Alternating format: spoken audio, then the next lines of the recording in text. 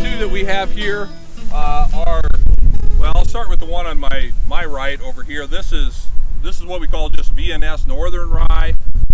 It is variety not stated. We don't know exactly what variety it is. It's probably most commonly what people use if they're not specifically looking for a variety.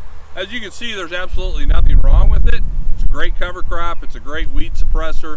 It is not going to head out and get mature quite as quick as the Elbon or the Aroostook, but it's probably not too far behind. The other thing that we really like about Elbon is seed size. Elbon has probably the smallest seed size of any of the ryes. This is a little bit larger seeded stuff. So this is just kind of common VNS northern winter rye. This is one that we've started growing the last couple years here, and we call it Yankee rye. It's one that we've been using, and it's got some characteristics that we think are going to fit pretty well. Dale, why don't you talk about that a little bit?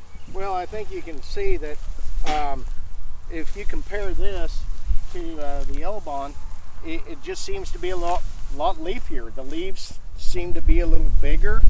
There seems to be more leaves. We think that this is it's going to be kind of intermediate between triticale and rye. I think it's got a little bigger stem, a little more of a hollow stem, doesn't it? Yeah, it does. I think it will, for people that are wanting to terminate rye with roller crimping, I think this is going to be easier to roller crimp. You can tell that wind and the rain that we had, it's kind of laid it over a little bit more, and I think it's that bigger, more hollow stem. The rye is kind of like, it's very wiry, very tough.